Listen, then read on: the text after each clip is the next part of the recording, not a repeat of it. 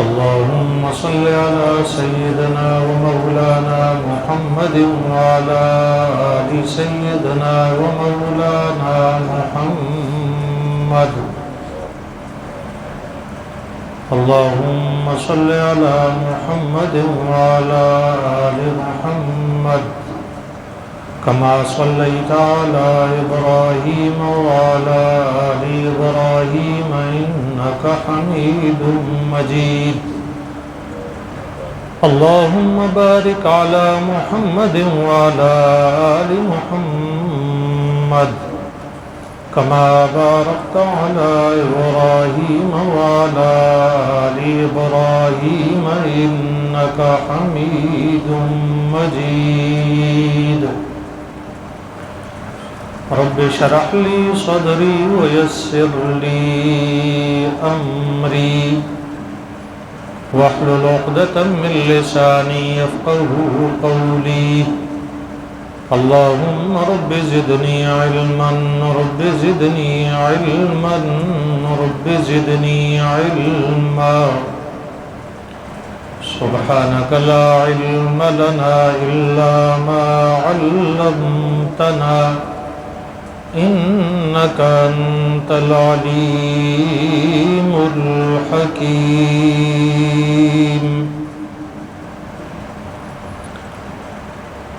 قابل قدر واجب الاحترام معزز سامعین حاضرین،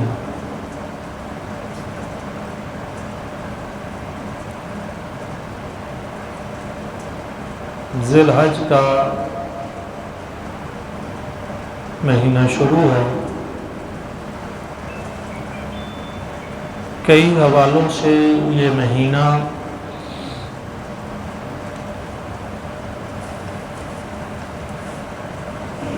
مسلمانوں کے لیے یادگار مہینہ ہے.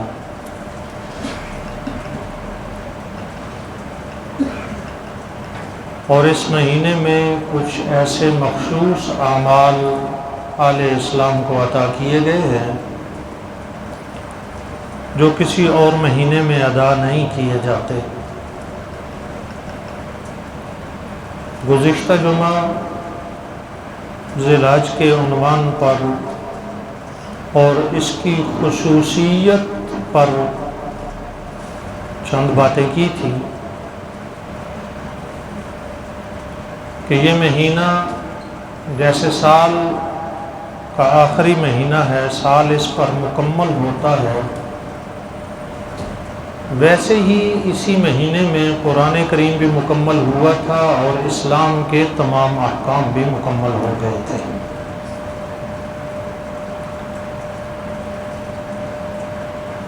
اس مہینے میں حج جیسا اسلام کا بڑا رکن ادا کیا جاتا ہے.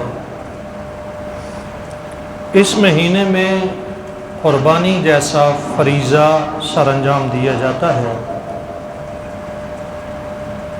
اس مہینے میں تکبیرات تشریق کا اہتمام کیا جاتا ہے.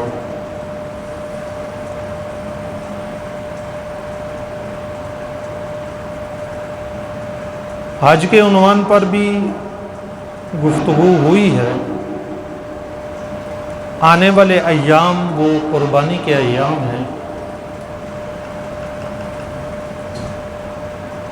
اور قربانی کتنا بڑا عمل ہے، کتنی فضیلت والا عمل ہے. قربانی کی حکمت کیا ہے، فلسفہ کیا ہے، اس کا پس منظر کیا ہے، اس کو سمجھنے کی زیادہ ضرورت ہے. قربانی صرف جانور کی گردن پر چھری چلا دینے کا نام تو نہیں ہے. وہ تو آئے روز جانور ذبح ہو رہے ہیں اور ہر قسم کے جانور ذبح ہو رہے ہیں. ان کو قربانی نہیں کہا جاتا ہے.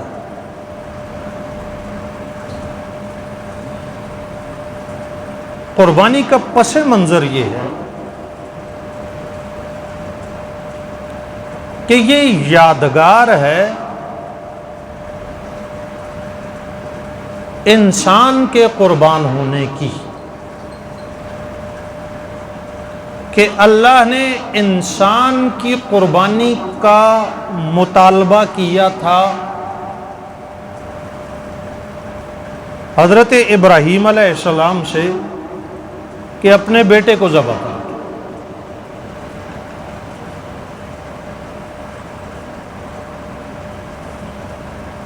اس سے بات یہ سمجھ میں آتی ہے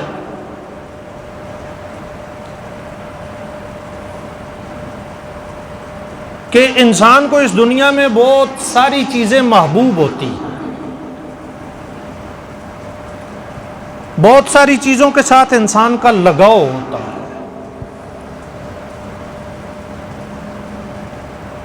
اپنے گھر کے ساتھ لگاؤ ہوتا ہے، شہر کے ساتھ ہوتا ہے، اپنے کاروبار کے ساتھ ہوتا ہے، روزی کے ٹھیے کے ساتھ ہوتا ہے، جو مال وہ کماتا ہے اس کے ساتھ لگاؤ ہوتا ہے، اپنے خاندان کے ساتھ ہوتا ہے،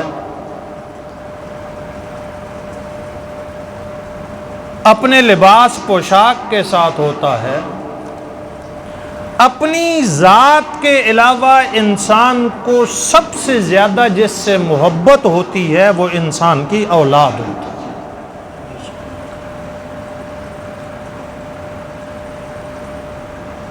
یہ جو ہم مال کماتے ہیں، لٹاتے ہیں، نتیجہ ہم دیکھیں تو ہم یہ سب کچھ اپنی آل اولاد کے لیے کرتے ہیں۔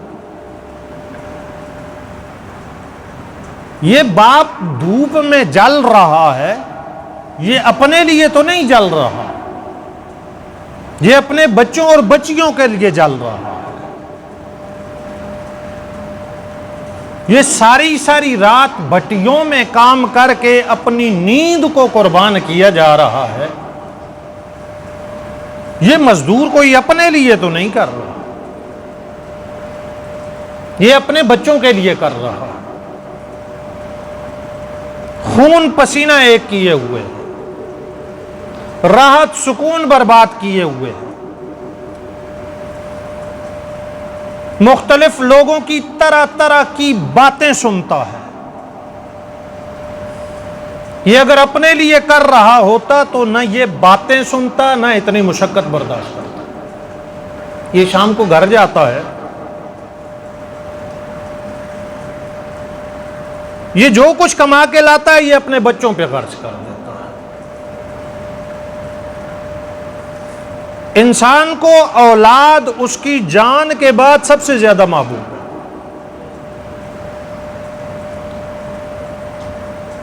یہ اپنی اولاد کے لیے ہجرت کر کے اپنا گھر چھوڑ کے چلا جاتا ہے،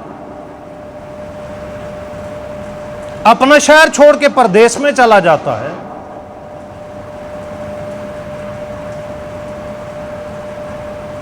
انسان کو اولاد سب سے زیادہ محبوب ہے اپنی جان کے علاوہ۔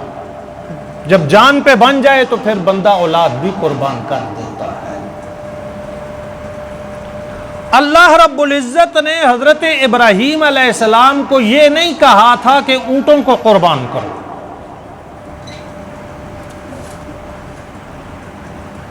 یہ نہیں کہا تھا مینڈے اور دمبے قربان کرو، حکم یہ نہیں تھا۔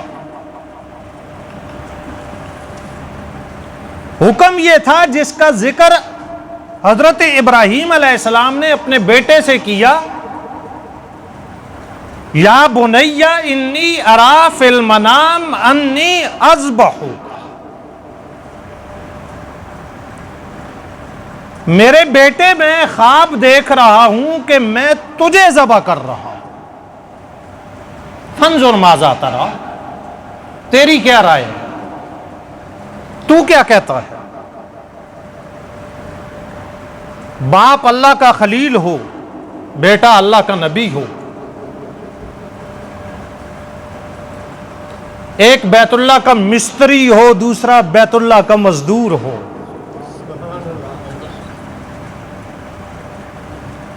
ایک وہ ہو جس کے لیے اللہ نے آگ کو گلستان بنا دیا تھا، دوسرا وہ ہو جس کے پاؤں کے تلووں سے اللہ نے زمزم کے چشمے جاری کیے تھے۔ پھر کیا توقع رکھی جا سکتی ہے؟ بیٹے نے لمحہ نہیں لگایا، سوچنے کا وقت نہیں لیا، اپنی اماں سے مشورہ کرنے کے لیے نہیں کہا ابا کو کہ میں امی جان سے پوچھ کے بتاؤں گا۔ باپ کہہ رہا ہے کہ میں نے دیکھا، میں تجھے ذبح کر رہا ہوں۔ اللہ کے نبی تھے، اور ایسے نبی کہ اللہ نے حضرت ابراہیم علیہ السلام سے بڑے سخت امتحانات لیے۔ آج کے دور کے انسان کے ذہن میں وہ امتحان آ ہی نہیں سکتے، ہم سوچ ہی نہیں سکتے۔ ہم پر تو اللہ نے بڑے احسان کیے ہیں، انبیاء پر اللہ نے امتحان بھیجے۔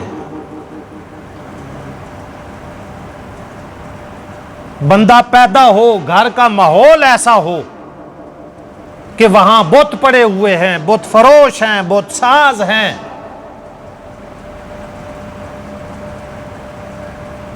اگر گھر کا ماحول اپنے موافق نہ ہو نا تو اولاد کے لیے یا گھر والوں کے لیے بڑی پریشانی ہو جاتی ہے۔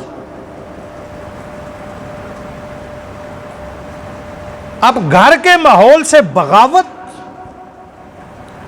گھر کے ماحول سے اختلاف، یہ کوئی معمولی بات تو نہیں ہے۔ یہ امتحان حضرت ابراہیم علیہ السلام پہ تھا۔ بیٹا اللہ کا خلیل ہے، حضرت ابراہیم، وہ اللہ ہے، وہ اس نے کہا میں زندوں سے مردوں کو نکالتا ہوں، مردوں سے زندوں کو نکالتا ہوں۔ آزر کے گھر میں، بت بنانے والے کے گھر میں، صرف بتوں کی عبادت کرنے والے کے گھر میں نہیں، بتوں کا کاروبار کرنے والے کے گھر میں اللہ نے اپنا خلیل پیدا کر دیا تھا۔ وہ اللہ ہے، وہ رب ہے۔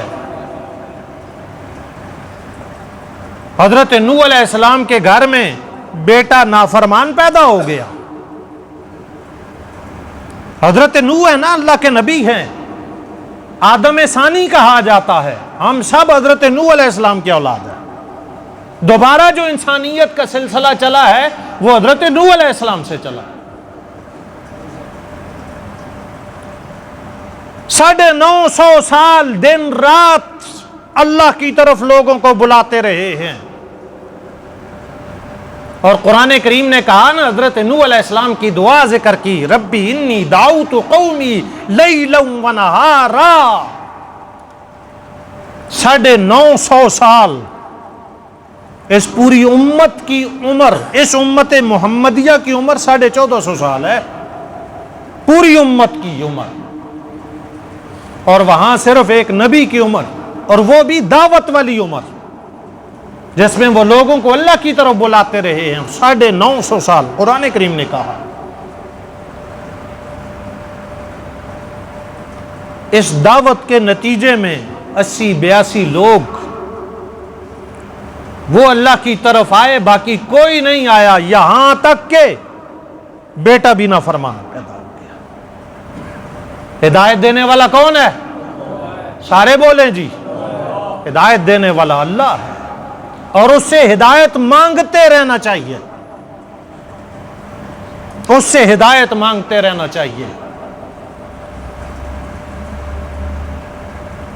وہ ہدایت دینے پہ آئے، وہ فضل اور احسان کرنے پہ آئے، تو وہ بت سازوں اور بت فروشوں کے گھروں میں نبی پیدا کر دے، اور اگر وہ اپنی قدرت کے کرشمے دکھائے تو نبیوں کے گھر میں نافرمان پیدا ہو جائے۔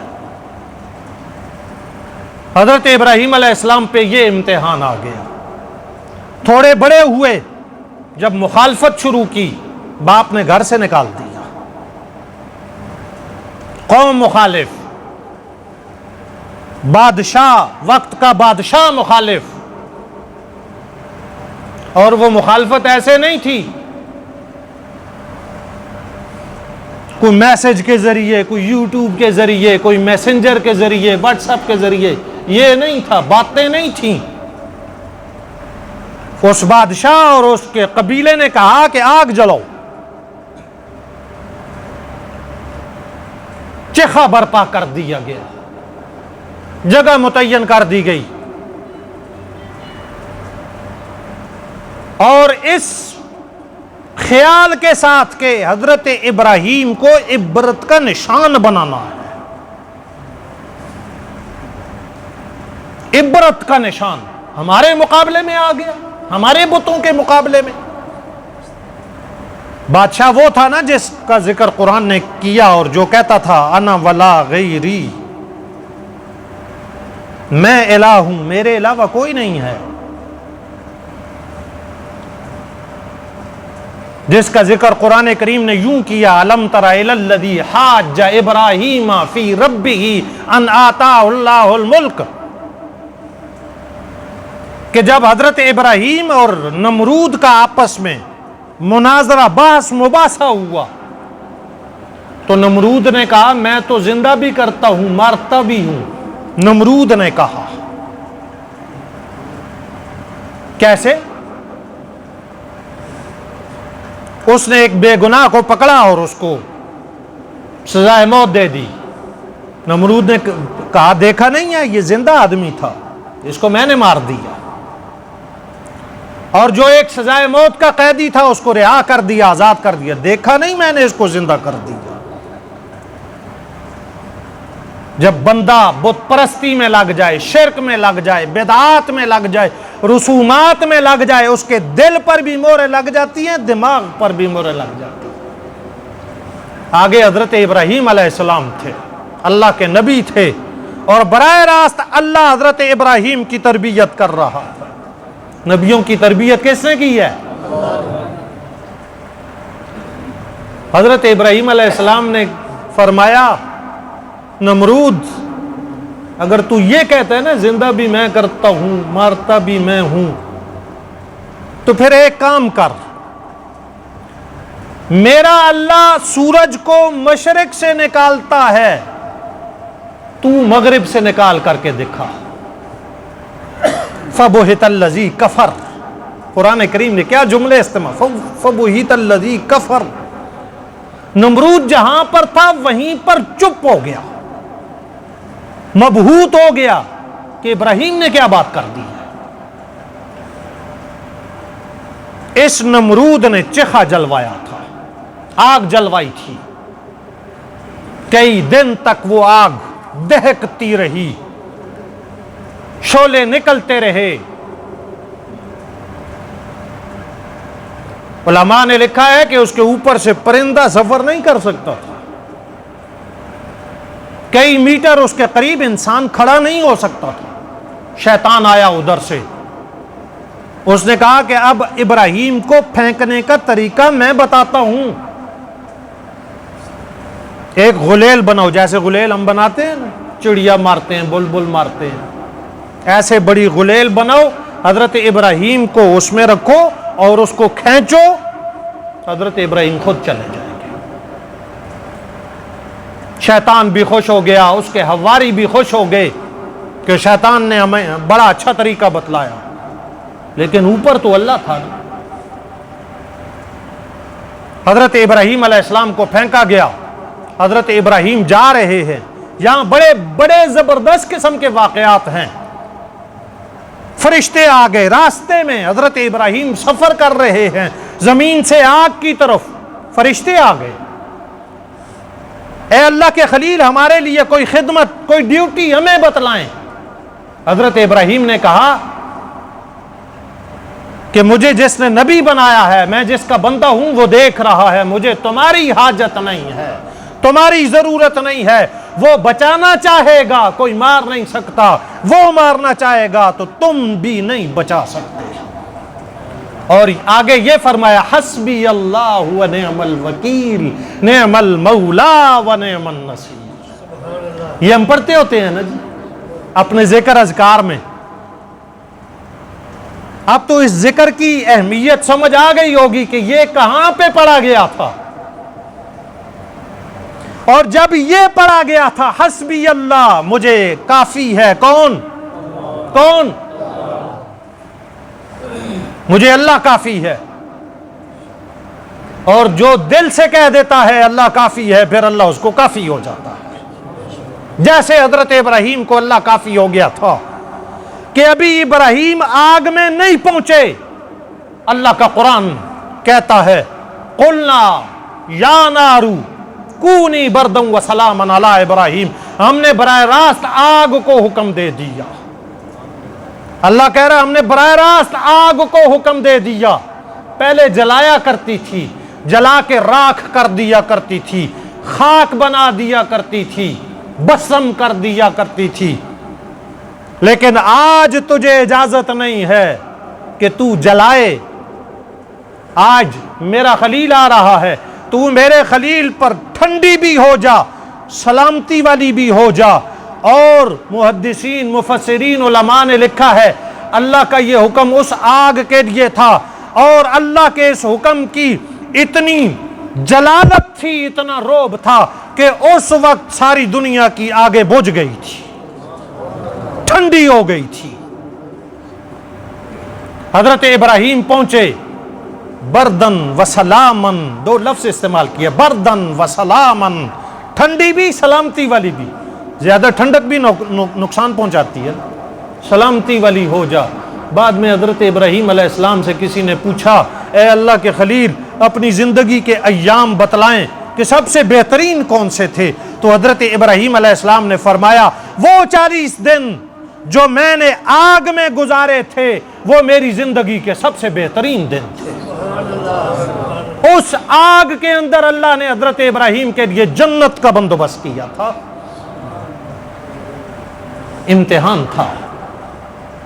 پھر وہاں سے ہجرت کی، اولاد نہیں تھی، دعا کر کے اولاد مانگی، حضرت اسماعیل علیہ السلام پیدا ہوئے، اللہ نے کہا اپنا علاقہ چھوڑ دو، بیوی کو لے کر کے بچے کو لے کر کے چلے جاؤ۔